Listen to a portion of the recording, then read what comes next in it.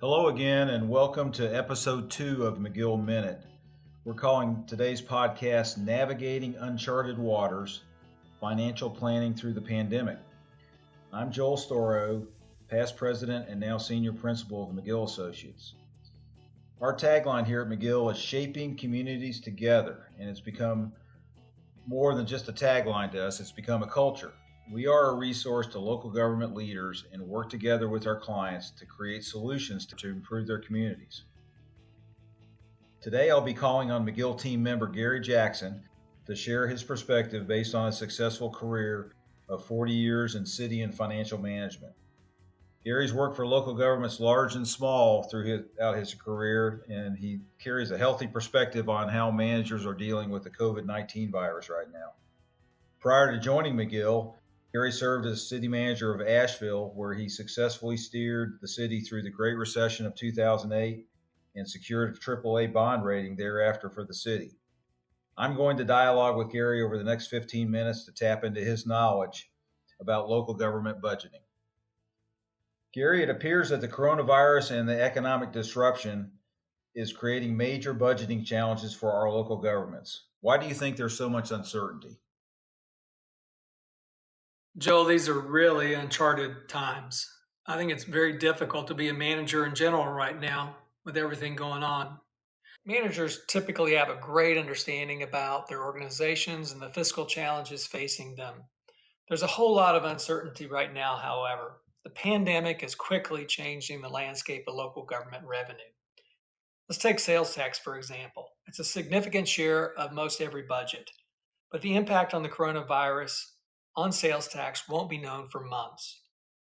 Managers can predict what's happening with their towns, their economies, the business investment, and they see it in terms of building permits and sales tax activity.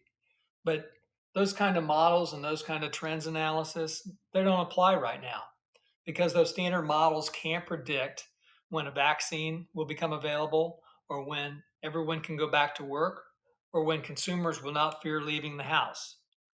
In the face of all this uncertainty, it's going to be very difficult for managers to be confident in their budget strategy. They're going to have to look out well into the future and look at various different scenarios in order to get a handle on this. I was at a county commissioners board meeting this past Monday, and they had a couple of capital projects that they had planned on taking up this next fiscal year, and with the sales tax revenue being down, they, instead of raising taxes to afford to do those projects, they decided to table the projects until later this year, and thereby, not having to come up with the additional money. And that was one of the strategies that I think probably resonates with a lot of our governments out there. But if it's a multi-year thing, as we transition from one budget year to the next, what are city, county, and managers being forced to do? Well, like you said, they're having to make major assumptions about what will happen with their revenues and when the economy will reopen and how strong it will be when it reopens. Those assumptions seem to fall into two categories. One assumption is that we will have a V-shaped recovery by early 2021. It results in a wait-see budget strategy with things expected to return to normal soon. The other category of assumptions are that losses of sales tax revenue will be stiffer and bigger and last longer. Property tax collection rates will decline and other revenues will decline. In most of these cases, the budget forecasts and submittals by the managers result in hiring freezes, capital project delays, or withdrawals from fund balance. Yeah, I agree. The situation does appear to be much different and probably more serious for local governments when compared to our other downturns like the Great Recession of 2008, which, of course, you had a front row seat here in Asheville managing. What do you see on the horizon this time? Well, it's a lot more complicated now than it was in 2008. I think the managers are going to be able to handle it, but I think once they get through the uncertainty, they're going to have to deal with unemployment and a slower recovery than we ever experienced in 2008. During the Great Recession, it was a 2 year period of unemployment rising from 5 to 10%. Today is much more dramatic. By comparison, coronavirus recession impacts have not been fully determined. But by April 2020, we had seen job losses over 20 million, and the unemployment levels were the highest they've been since the Depression era. Yeah, Gary, those are some concerning numbers to be sure. Is there anything to be hopeful about here?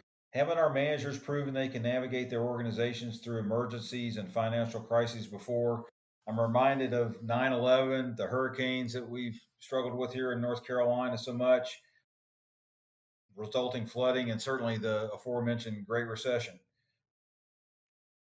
Yes, I think we've got some very talented managers, some women and men who are up to the task, and we've got some tools that they can use. What they're going to have to deal with, however, is uh, a very slow return to work for employees and sales tax numbers that are going to really be staggering. The positive things to look forward to are as the reopenings occur and the trillions of dollars of federal money reaches the businesses and households, there will be a big bounce. But when it will happen and how strong it will be is going to be hard to tell. I must caution managers that early data is not very encouraging about consumer confidence. And I think the sales tax numbers are going to have to be monitored very, very closely. And I think property tax collection rates are going to dip in the coming year.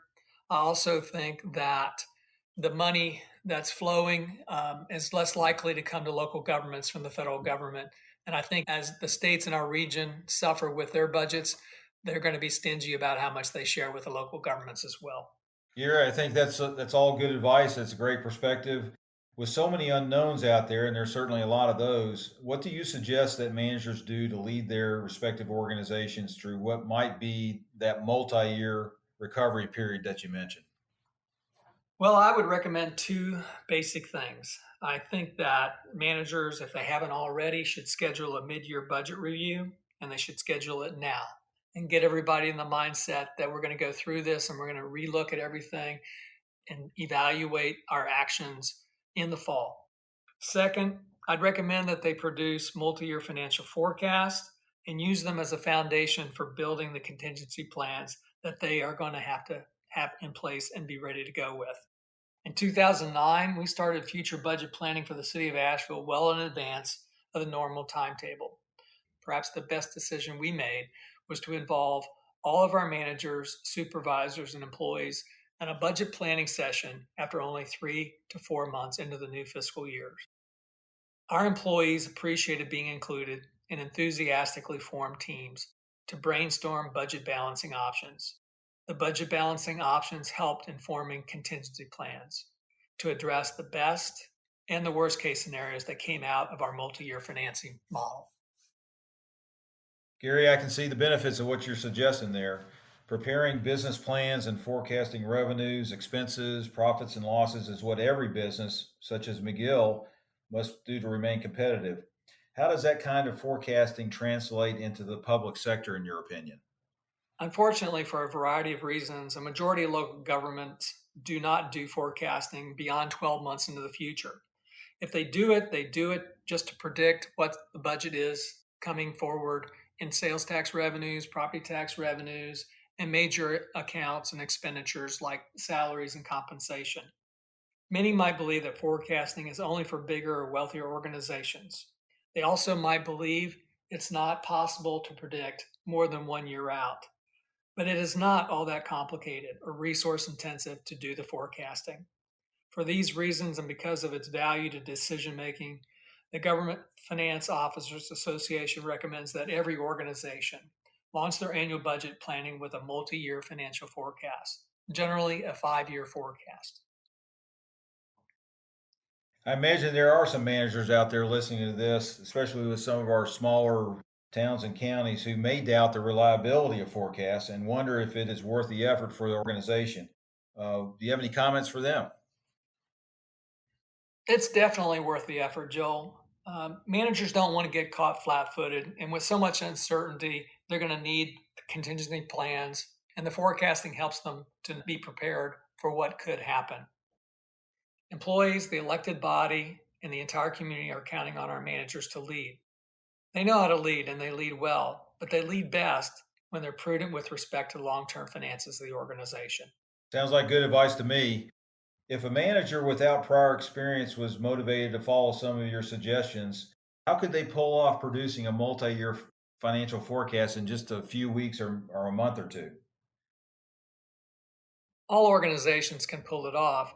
It just depends upon the size of the organization and the skills and talents of the staff as to how the manager should approach it. From my personal experience, I know it can be done even in the smaller towns and cities. I did my first forecast as an intern for a town of 8,500 people. And if I can do it, anybody can. The process involves creating a spreadsheet. I use Microsoft Excel to project revenues and expenditures over 5 years. For a situation like this, I would probably run three scenarios. The best case would be that 2021 recovery. The worst case would be something maybe pushing out recovery into 2023. And I think because the Fortune 500 chief executive officers are expecting the recoveries to be as slow as 2022, I think that would be the most reasonable trend expectation for forecasting.